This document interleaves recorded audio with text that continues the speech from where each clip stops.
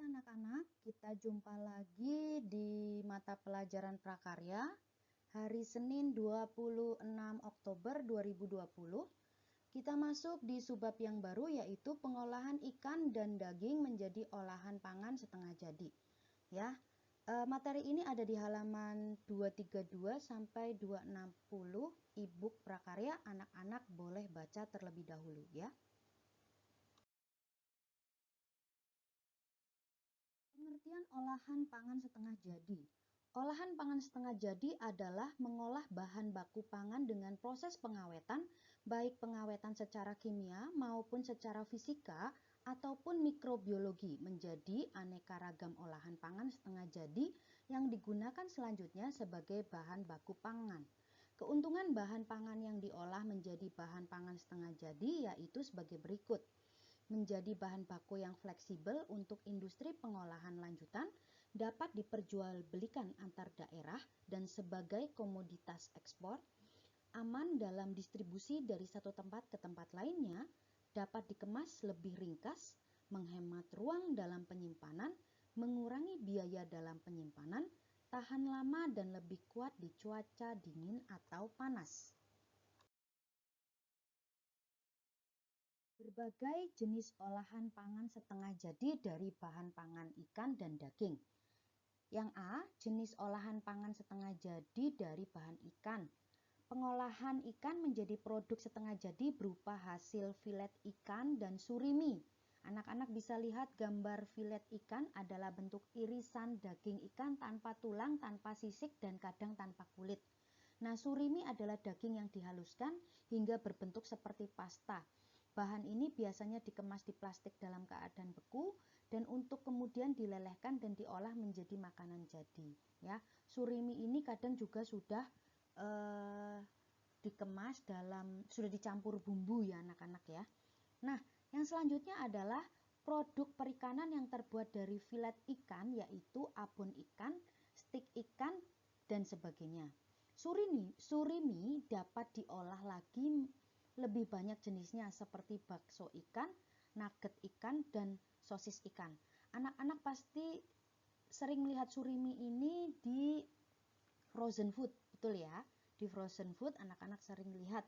Nah, kalau stik ikan, anak-anak juga pasti sering lihat karena bentuknya biasanya kalau stik ikan pastikan dibakar terlebih dahulu ya anak-anak ya. Oke.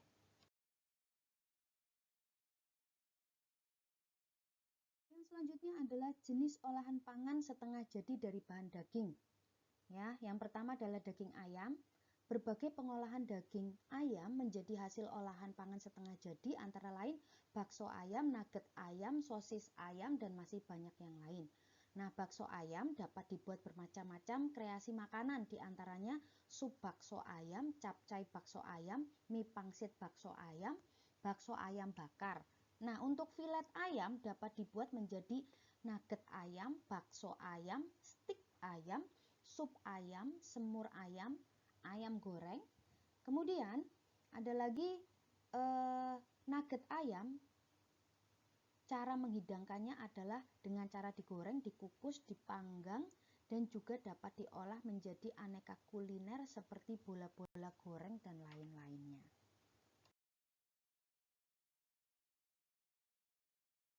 Yang selanjutnya adalah daging sapi. Alternatif produk pangan setengah jadi yang dapat dikembangkan dari daging sapi menjadi olahan pangan setengah jadi yaitu dendeng, kornet, bakso, daging burger sapi ya. Yang selanjutnya adalah dendeng sapi dapat dibuat masakan seperti dendeng sapi sambal hijau, dendeng sapi saus tiram lada hitam, dendeng sapi saus asam pedas, balado dendeng sapi ya. Terus untuk kornet daging sapi dapat dibuat makanan seperti perkedel kentang. Biasanya dicampurkan sih anak-anak ya. Dicampurkan di perkedel kentang, bakso tahu kornet sapi, terus bola-bola tahu kornet sapi dan omelet. Nah, biasanya kalau kornet daging sapi ini dicampurkan biasanya ya. Jadi tidak murni. Kalaupun dia mau murni biasanya cuma dicampur dengan telur. Campur dengan telur kemudian langsung dibuat dipanaskan di atas di atas ini, di atas apa namanya teflon gitu, bisa langsung digoreng gitu bisa ya. Terus selanjutnya makanan yang dapat dibuat dari abon sapi adalah lemper abon sapi, kue kering abon sapi, dan lain-lain. Yang kedua adalah manfaat. Manfaat ikan dan daging produk setengah jadi adalah memiliki waktu simpan yang lebih panjang. Selanjutnya adalah metode pengolahan. Metode pengolahan produk setengah jadi dari ikan dan daging dapat dilakukan dengan beberapa proses, yaitu pembekuan, pengeringan, pengasapan, dan pengalengan. Pada pembelajaran kelas 9 akan dipelajari metode pembekuan dan pengeringan. Proses pembekuan, yang pertama ya, metode pembekuan memperhatikan beberapa hal berikut, yaitu dasar metode pembekuan. Sistem kerja pembekuan adalah suhu dingin, suhu yang baik untuk pembekuan cepat sekitar 35 derajat negatif. Memelisa ulangi, sekitar minus 35 derajat Celcius sampai min 40 derajat Celcius. Proses perubahan dalam pembekuan. Proses selama pembekuan sangat memungkinkan terjadinya beberapa perubahan pada bahan yang dibekukan seperti ketengikan, sehingga kemaslah makanan dengan rapat dan gunakan sistem vakum. Dan sebaiknya makanan yang dibekukan tidak mengandung lemak.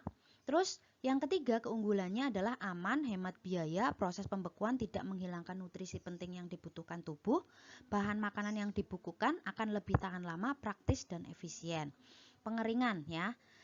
Pengeringan bertujuan untuk mengurangi kandungan air pada ikan dan daging sampai batas yang aman untuk disimpan. Faktor utama yang mempengaruhi pengeringan ialah kecepatan pengeringan dari suatu bahan pangan tersebut. Yang paling sederhana dalam proses pengeringan adalah biasanya dijemur di bawah sinar matahari. Untuk teknik yang lebih modern biasanya dipanggang atau menggunakan mesin ya.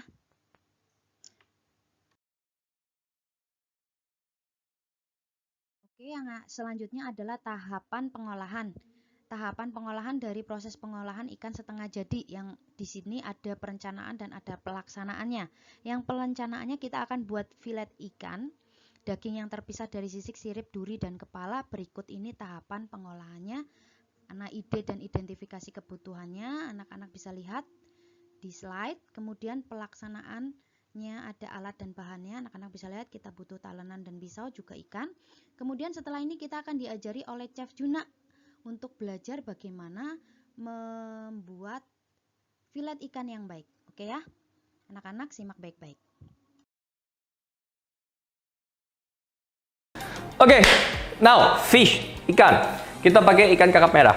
Kalian bisa lihat dari matanya ini masih bening, tebal, dan juga dagingnya ini ya mengkilap pokoknya. Terus nih, kalau misalnya kalian lihat ikan, kalian pegang ini tidak berlendir. Kecuali beberapa ikan seperti salmon dan lain-lain memang karena kolagennya tinggi, jadi otomatis akan sangat berminyak. Jadi lihat nih ikan, tuh mengkilap, firm,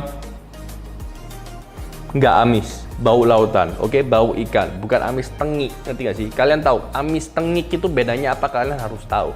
Untuk ikan, kalau misalnya kalian amatir, pakai gunting juga nggak apa-apa. Sebagai bantuan gunting itu nggak apa-apa, nggak masalah. No problem, nggak ada yang malu. Pertama-tama kita akan buang bagian kepalanya. Caranya gimana?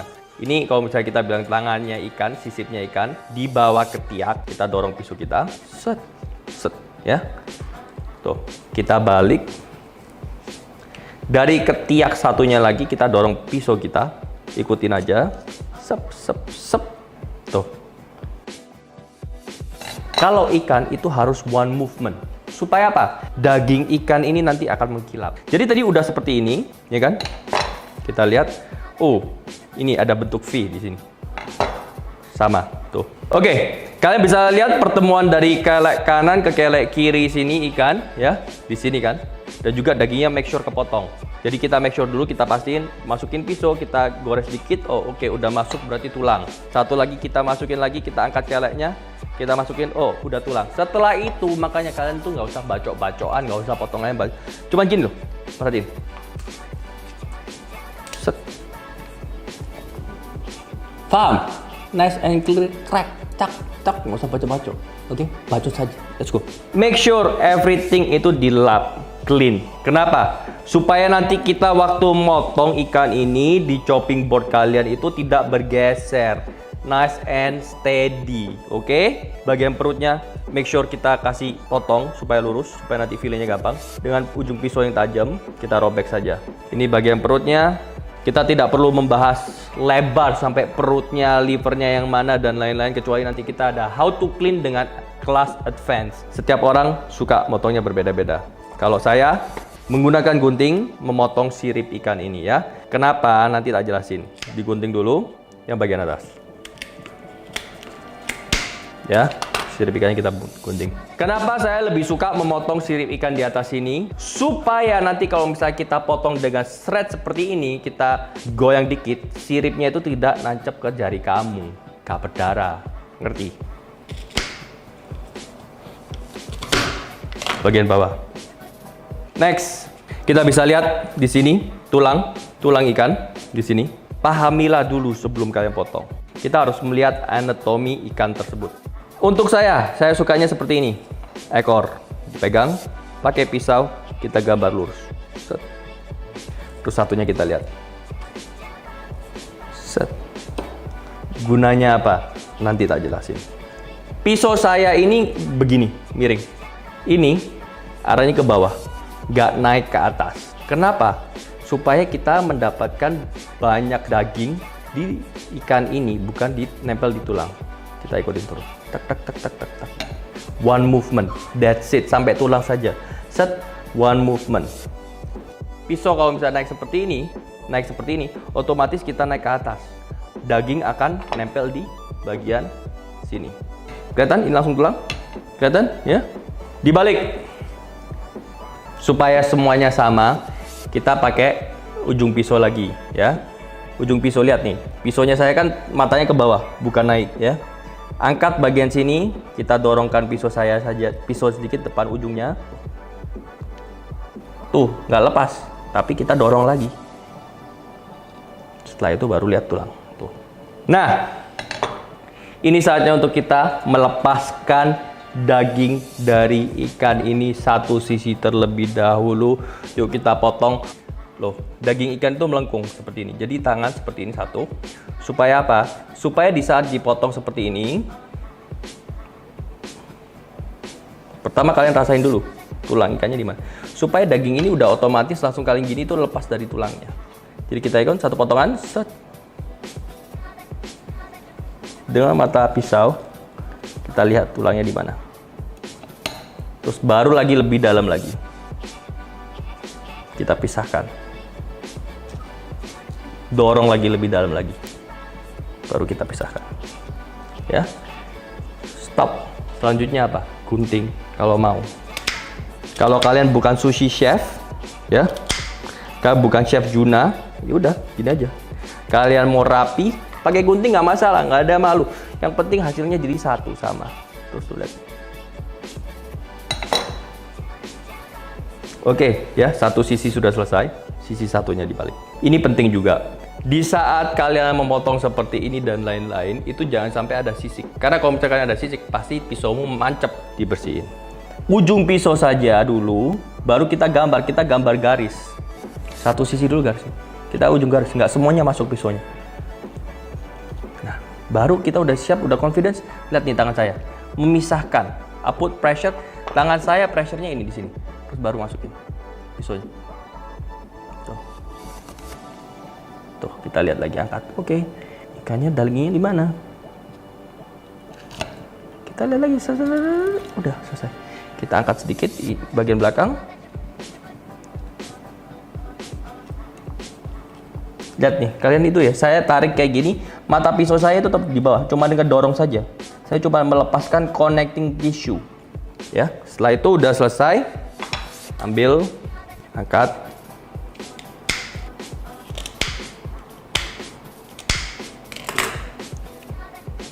Dua file ikan yang sama. Oke, jadi itulah caranya kalian untuk memfile ikan. Look, ini masih ada dagingnya. Kalian bisa potong, kalian bisa belah dua, bikin sup kepala ikan. Ini bagian tulangnya ini kalian bisa jadikan stok. Stok itu apa? Kaldu ikan ya, bisa.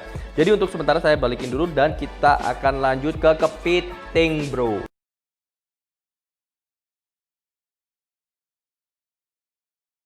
Selanjutnya adalah penyajian atau pengemasan. Setelah difilet, ikan dicuci berulang-ulang sampai ikan benar-benar bersih. Kemudian ikan dikemas menggunakan bahan yang bersih dan terbuat dari bahan yang baik sehingga tidak mencemari produk yang dikemas. Pengemasan ikan beku biasanya menggunakan plastik.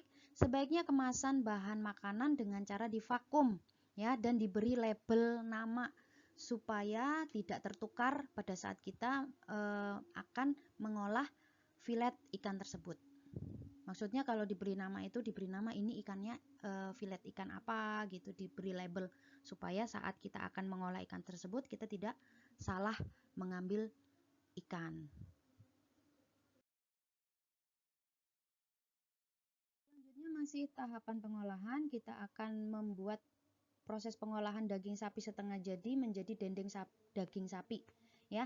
Anak-anak, kita punya bahan dan alat ya, bahan dan alatnya ya. Bahannya yaitu daging sapi, bawang putih, asam jawa, terus ketumbar dan merica, kemudian ada garam.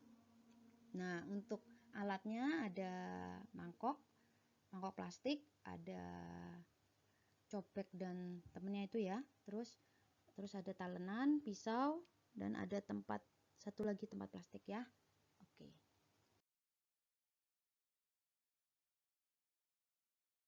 Proses pembuatannya adalah daging sapi dipotong tipis, cuci bersih. Haluskan bawang putih, ketumbar, lada, masukkan asam jawa, ulek rata. Masukkan garam secukupnya. Kemudian lumuri irisan daging sapi tadi dengan bumbu yang telah dihaluskan lalu didiamkan kurang lebih 30 menit. Susun irisan-irisan daging yang telah dilumuri bumbu di atas nampan lalu dijemur di bawah terik matahari hingga kering. Kemudian yang kelima, dendeng sapi siap dikemas dalam plastik kedap udara. Dendeng kering ini awet hingga kurang lebih 3 bulan. Proses pengemasan dendeng sapi yang telah kering dapat dikemas dalam plastik flip atau vakum atau dalam kemasan aluminium foil. Kemudian dendeng disimpan di tempat yang kering. Selanjutnya adalah penyajian dan pengemasan. Penyajian dan kemasan produk setengah jadi dari ikan dan daging selain dengan menggunakan plastik yang divakum juga dapat dikemas dengan menggunakan kaleng. Anak-anak bisa lihat ya contohnya. Melisa tunjukkan.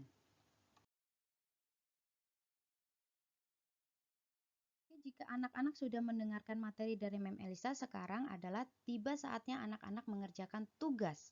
Mem Elisa sudah menyediakan tugas yang ada di Google Classroom Prakarya. Anak-anak silakan kerjakan dengan teliti, penuh tanggung jawab, dan empati terhadap sesama.